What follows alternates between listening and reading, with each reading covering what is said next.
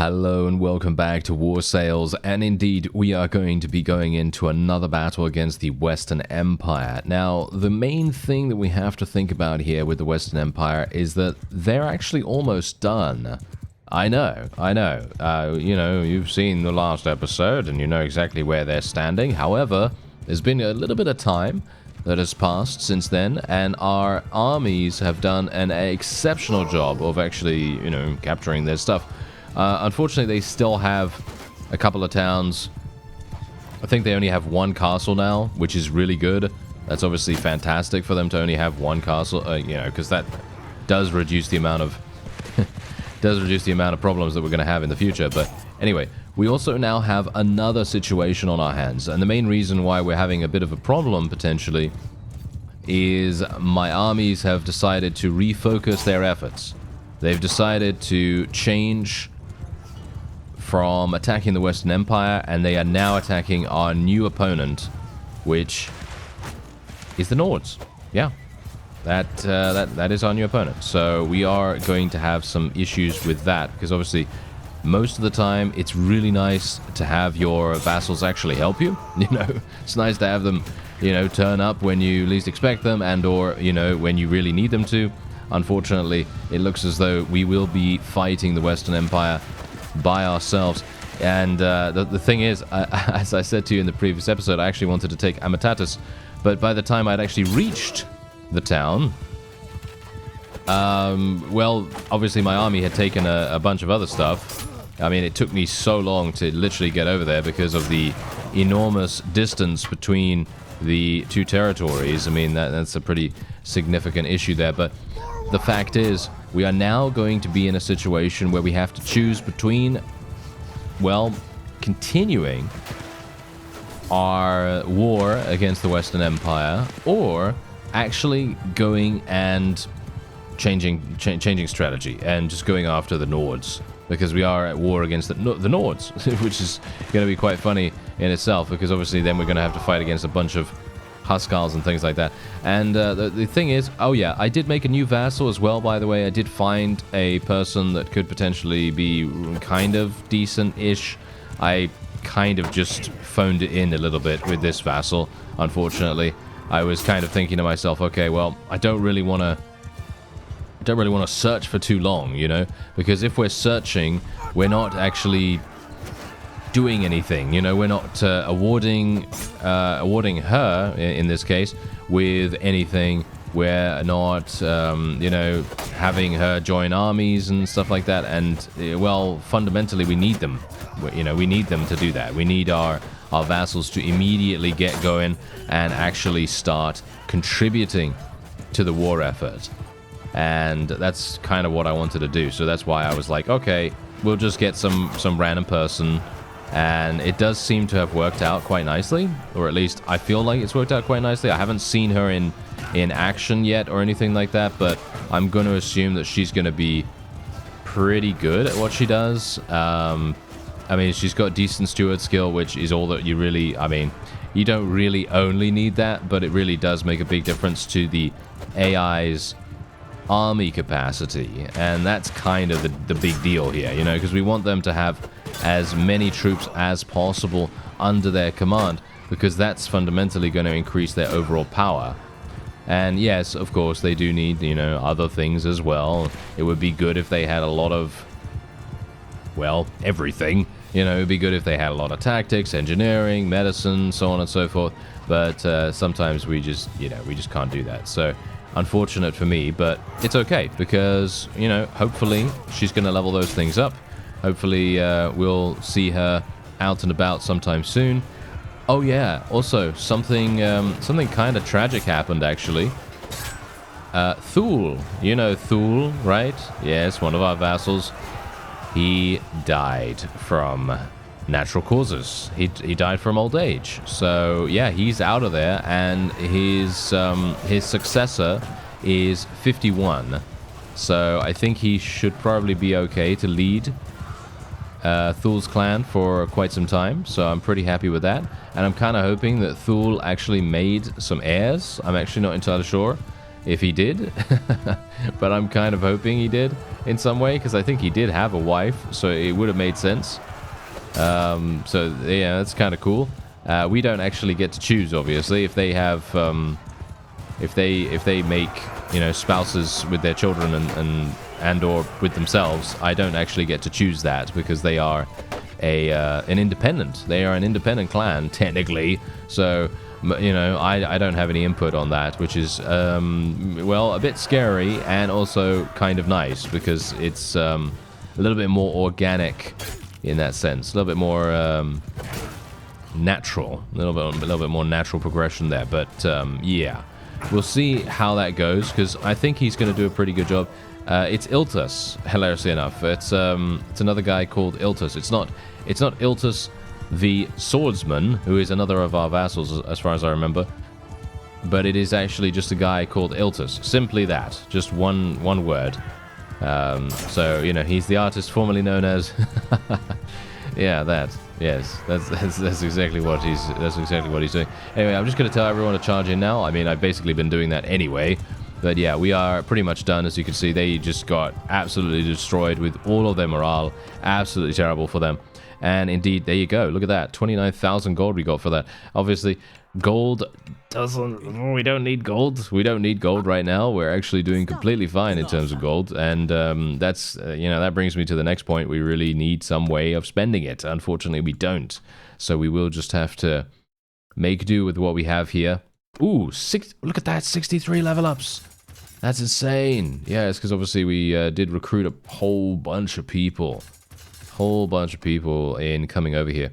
And actually, you know what? Let's just take those guys as well. I just want to make sure that we have quite a few people in our prisoners hold here, just because I want to make sure we continue to get conversions as much as possible. We are getting another 14,000 here. I'm not going to take... actually, wait. I will take... Ooh, hello. Wow, they had a lot of food. They had a lot of food right there. So yeah, I will take the food, but I'm going to donate everything else to gain as much experience as possible, because while I don't really care too much about leveling up these troops, I mean, seven level ups, I don't think that's really, you know, that dramatic, but I guess that's okay. We also leveled up our bosun skills, you can see right here, which is actually quite funny, because obviously, if you look at it right here, look at the percentage. This is an absolutely insane perk tree if you think about it, because look at how much damage we are reducing to our ship. It's 50%. 50%. So if we were going on the ocean waves and actually doing some naval battles, which I personally would love to do, unfortunately it looks as though in the late game of Bannerlord, it is a little bit rare. Yeah, it's a little bit rare. I'm kind of a bit saddened by that, because, as I said, I do think that the naval combat is a lot of fun. I actually really enjoy it. Probably my favorite thing to do, apart from attacking hideouts and doing the new stealth mechanics and stuff like that, and obviously doing trading as well. I'm a big fan of the trading in this game. Anyway, we will, yeah, well, basically there's nothing really for much for me to take here. +1 ship to command limit and +1 ship to command limit. The only thing different is the governor part of the perk, which is a little bit sad. So that means what are we going to do? I guess yes, this one, because this gives us walrus, ivory, and whale oil. And well, it doesn't really help us, because I'm not the governor, of course. That doesn't actually give us anything. However, this is very cool. The next perks up from that are amazing, actually, for, well, I personally would prefer to see these be somewhere else in the tree, because I think 225 is way too advanced for this particular perk to actually have any impact, unfortunately. It would be super nice if these perks right here, for example, look at this, discarded ships, repair party ships. That's insane. Think about that. That's insanely good. Imagine you're literally going and being like, I'm in the middle of the ocean. I'm very far away from pretty much everyone else. But I want to continue fighting. You know, let's say I'm far away from a town. I want to continue fighting. This is great, because then I don't have to go back to a town and I can just immediately repair myself. So that's really nice. On the other hand, the reason why I say that I think personally that salvage, the perk salvage, should be a little bit lower level, is just so that you can actually make a somewhat beneficial arrangement with a mercenary contract, and then also discard your ships to give yourself more influence. And obviously there's a whole load of synergies with mercenary contract work in the game, and even more so now with the random events that have just been added, which is extremely nice. So basically what it means now is that we are going to be having the ability to discard ships and get influence. I don't know how much that's actually going to give you, but for me personally, I would have liked to have seen this perk be at about 150, I think. I think 150 would probably have been relatively good, maybe even lower than that. Maybe even, you know, like skill level 100 or something like that. Because as it stands for me right now, I kind of want this to be a thing that you get when you're still a mercenary. Because I don't know about you, obviously 225 bosun skill. Are you going to be a mercenary at that point when you get to that level of bosun skill? Probably not. I'm going to go out on a limb there and say probably not. You're probably not going to be a mercenary at that point. You're probably going to have decided, yes, I'm going to make my own faction now, or something along those lines. It just makes sense, you know. It just makes sense that you would be advancing to something a little bit more, you know, a little bit more late game focused, as in you're not going to be a mercenary at that point. Anyway, yeah, obviously we're at war against the Nords. You could see here that Nialdar is doing a fantastic job. He's actually he's gone, actually, already to Takor Castle, and he has already taken it, as you can see. There's already a vote being called, and now he's going to go to Ov Castle. I kind of wish that he would go into Varnovopol here, or one of the towns, but it appears as though he doesn't really want to do that, so it's a little bit unfortunate. I am not going to take this myself, thank you very much. I am not going to give this to myself. That is frankly pointless. Not entirely sure why these people want to give that to me. It's probably because I own Balgard, isn't it? Yes, it's probably the proximity effect, isn't it? Yes. Oh well, never mind. Okay, so what I'm going to try to do... Okay, yeah, I was actually in here just now, and I thought to myself, is the... you know, is this siege actually going to happen? Is it actually kind of doable? And I think it is kind of doable, as long as we... take down the catapults, obviously. I mean, the siege camp itself is going to be a bit annoying to deal with. I kind of wish I'd called for an army myself now, but I didn't want to deprive Nialdar of any potential reinforcements. That's the main issue here. I guess what I could do is, if there are too many vassals around me, I will stop the siege, and we'll just fight them in a field battle. I mean, I'm probably going to cut that out, to be honest, because we've fought these guys so many times now that it's just... Well, we know what's going to happen. Unless we have a pretty big outnumbering or something like that, then we'll see what happens, I guess. Alright, so we've now started our attack against the Nords. I know. I decided, you know what, let's just go for it, because the Western Empire right now are so incredibly weak. They really don't have that much they can do. I mean, kind of. Yeah, anyway, we've eliminated the catapults here, and indeed, I am hopeful that we'll be okay, because we do have an amazingly strong army right now. It's actually rather surprising. I called for an army. I literally called all of my vassals, basically all of my vassals, and we have some pretty significant benefits from that. How did I miss that? Are you serious? What? Wow, I got that guy. Wow, okay, that's actually kind of hilarious. Okay. Let me see if I can get this one. Oh, no. No. You're not going to get me, sir. There we go. Thank you very much. Thank you for failing. There we go. I have my massive two-handed axe that's not doing nothing. There we go. Okay, there we go. That's fine. That's much better. Okay, let's try to do something here. I kind of hope that I'm not going to die. Or at the very least, maybe I can get up here. Yeah, we might have a bit of an issue with this.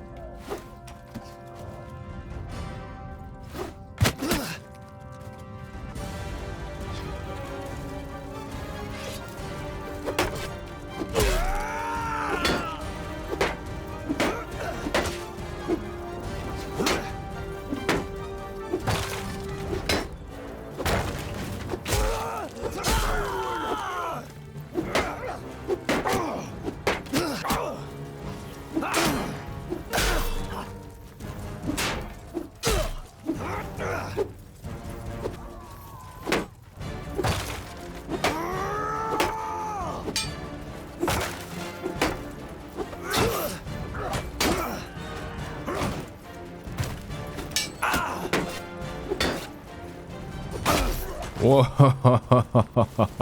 Okay, that was funny.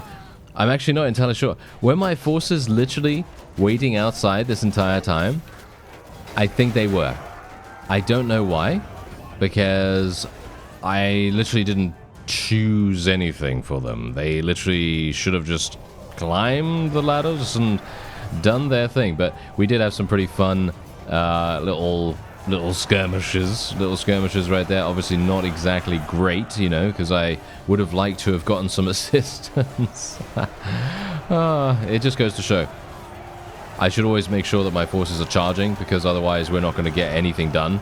And I did kill 39 people. 39, that's really not very good, but it's okay, you know, it's fine. We are going to be you know, able to achieve victory here, and we can actually move on to the next fief relatively quickly, because we do have around, and you're gonna be pretty surprised about this, I think. But we have literally about 1,500 people. 1,500 people in our army at the moment, and that is thanks to I don't even know who. I don't even know who's actually providing us with the greatest possible benefits here. Oh, loads of Sky Gods chosen. Yes, very good.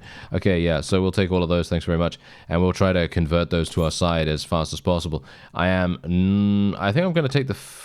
okay, never mind. I thought I was going to say, yes, I think I'll take the food. I think I'll take the food. But no, there doesn't seem to be any food. Okay, the owner of Castle. I don't really want this, so I will give this to Iltas here, and yeah, we're gonna see what happens, I suppose. But yeah, oh, look at that. Oh, I gained the merciful trait. Oh, very nice. Okay, that's actually hilarious, considering we have executed so many people. Not entirely sure how that works, but there you go. I've gained the merciful trait because I've let so many of these random villagers live, I suppose. I guess it's just a case of equaling the playing field, you know. It's more like eat the rich kind of deal, where we're just killing nobles. We're just killing nobles, and we're doing everything we can for the common folk, which is, I suppose, pretty good in most cases. Anyway, let's see. Ooh, what's going on here? You notice a footpath leading through your estate, which could be quickly improved to be used by wagons and be a shortcut between the main trade roads. You could charge tolls and turn it into a turnpike. Okay. The locals would resent the increased traffic and fees on their customary route. Okay, so improve the road but charge no tolls. I mean, this is cool. Look at this. This is a cool random event. This is the kind of thing that I want to see more of. And I've only seen this once. I think I've only seen this kind of thing once. There are some really, really cool siege-based random events that do have a dramatic impact. But otherwise, yeah, this is going to be great, because this actually allows us to improve one of the upgrades by 1 level, which is actually pretty nice. And we can also increase our relationship with each bound village by 10, which is kind of cool. I like that a great deal. And it only costs us 1,000, which is basically nothing. And yeah, Nialdar is running around. He is Yeah, 64 people. Okay. I'm not entirely sure why he only has 64, but okay. We only have 1,100 now. Oh, okay. Yeah, it's because they placed a whole bunch. As you can see, 500. They placed 500 things. 500 troops in the garrison there. What? Why? Why did they put so many? I don't know. Oh, well, never mind. Okay, so they want me to have this. I don't want this. I don't want this. I'm going to give it to myself and then I'll give it to someone else. I'm going to give it to our new clan. I want to see, I want you to see the name of the new clan, by the way. This is not going to be as, shall we say, as cheeky. It is going to be a reference, though, okay? It's going to be a reference. So, as you can see, let me just go here, and there it is. That is the name of our new clan. And if you get... Okay, I'm going to say this right now. This is a bit of an obscure reference, maybe. It depends, okay? It depends on you, you know? It depends on what you personally enjoy in media. But if you know it, then props to you. And you know that you're an OG if you know this. This is very, very old. It's a very old reference. Well, maybe not that old, but... well, maybe it is. I don't know. It's it depends on who you are. Once again, you know, if you think it's old or not. But for me personally, you know, great reference. And yeah, I guess you could just, well, yeah, I guess you could just Google it. But you know, maybe not. Maybe not. Who cares, really? Right? Who cares where the reference is from? I mean, I do, but you know, maybe you don't. Who knows? Anyway, what we're gonna do is we will do the same thing again. But this time around, we're actually going to tell our people to charge in properly, and we are also obviously going to do a little bit of a something, as in we are actually going to be building our siege towers and battering ram this time, because I didn't actually... I don't know whether you noticed that. Maybe I shouldn't point it out. But yes, I didn't actually build those in the previous siege, because I forgot. I thought to myself, look at this, they're destroying my trebuchets. Things are not going very well, and I was distracted by that. I was distracted by the middling performance of our siege engineers and so on and so forth. So yeah, that didn't really work out too well. But it's okay, you know, we're fine, and hopefully we'll be able to capture this as well. I actually have no idea how many towns the Nords actually have. I think they have quite a few, so it may very well be that this is just a drop in the ocean. Alright, there you go. We actually managed it. Pretty cool right there. Now, actually, one thing you gotta know. Everyone is dying off. Yeah, a lot of people are dying off right now. So, I actually wouldn't be surprised. Actually, let me just check real fast. Wait a minute. Who are we actually playing right now? Are we playing Bruce? Are we playing Barney? No, Borgar. That's it. Oh my. Can't believe I forgot about that. Okay. Yeah, he's 72. He is very close, I think, to a potential, potential problems. And not sure how we're really going to do that. This is going to be a bit problematic because if we go to our clan here, obviously we have Alda. We could potentially, I mean, she could potentially do something. Yeah, I mean, Martira is obviously our spouse, and she's great. I mean, she has decent stats now, or slightly better than what they were beforehand, so I think we'll probably be okay. But our sister is also, she's 66 now, as you can see. Do you remember? You remember at the very beginning of the series, she was literally, what, 18 or something, or 16, is 18, I don't know, something like that. And yeah, now look at her. Now she's grown up. She's grown up a great deal. Anyway, let's go straight on in to the town, and we'll see if we can take it with minimal casualties. I mean, we do have a lot of people, don't we? We do have a lot of people, so we should be absolutely fine. But the question is, how is my personal performance going to be?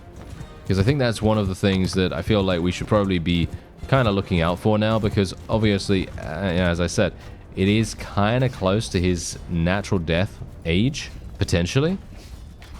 So what's a possibility here is us actually dying, like really just dying in combat, and just never waking up, and that's basically it. That could potentially be the case. So I'm kind of not really wanting that. Maybe? I'm actually not entirely sure. Where would we prefer to die? Do we want to die in our sleep? Or do we want to die in battle? Do we want to do the Klingon thing? Or do we want to do the not so Klingon thing? I'm not entirely sure. Anyway, we do have the battering ram. As you can see, it's actually doing a fantastic job. And they are not abandoning it this time. It doesn't look like. That's nice. Oh, wow. My forces are absolutely just going for it, aren't they? Yes, they are going for it. Oh, they've actually... Hello! You're opening it up for me. Oh. Okay. Well, they closed the door on me. Okay, that's not very nice of them, but okay. They invited me in and then said no thank you. Well, there you go. That's a little bit rude, I gotta say, considering they invited me for tea, but they said no. Oh well, never mind. It's more like mead, isn't it? It's more like mead, or what do Nords like? I don't know. Mead or ale, something, beer. I don't know, something like that. Anyway, we should possibly have a pretty good time here. Yeah. These guys are actually not looking particularly strong. It seems like we have a couple of Botanians. Interesting. I never would have expected to see Botanians here now. But I guess a couple of them have defected away or something like that. That's probably the case. Ooh, nice shot, nice shot. Interrupted me from attacking in that particular moment. Very, very nicely done there. Bit of a slick maneuver. And yeah, my forces are just absolutely... this is exactly what I was talking about. Did you see me issue any commands whatsoever here this time around? No, you didn't, because there's usually no need when you have such a massive numbers advantage. Usually you can just go in and probably be okay, but in the previous siege we didn't have... well, we had more of a numbers advantage, and I didn't issue any commands, and they were... for some reason standing there, just not really doing much. I guess it is because of the addition of the siege tower and the battering ram and stuff like that, and maybe the AI works a lot better when they have those siege towers up and running. That's probably the case. I mean, what else, right? What else? Okay, so otherwise I think what we're gonna do is we're gonna take a look at the map after this, and we're gonna see what we should probably try to take. And, well, I mean, you can clearly tell that our faction is extremely strong right now. So, we'll take a look. We'll take a look at the combat strength and we'll see what's going on. Because, from my perspective, I do feel as though we have pretty much no enemies that can deal with us right now. But maybe that's not the case. I don't know. I'm actually surprised these guys are not running away. I would have expected them to run relatively fast here. Okay, there we go. Very, very nice. And indeed, we should probably... yeah, I was kind of hoping to go for the overhead there, but unfortunately, nope. Sometimes that just doesn't happen. Sometimes I feel like I should go for my one-handed, though, a little bit more. Maybe the one-handed would make a big difference in these cases, because it is just a little bit faster. I mean, I say little bit, but it is actually quite a lot faster. And I think we should be done here. There it is. Nice. Wow, extremely, extremely simple when you have such a large army, isn't it? Yes. Very, very simple indeed. And we are able to capture quite a few... okay, I was kind of hoping for more Nords, but unfortunately, no. We're not getting very lucky with that, but I guess it doesn't really matter too much. I can technically go back to our own town and basically be like, oh yes, just give me all of the garrison. You know, I can just take them out of the garrison and stuff like that. Anyway, yeah, we should probably go into the trade screen here. As you can see, there is actually an army outside here of 800, which is quite significant. I'm not sure whether they will stick around. They probably won't. They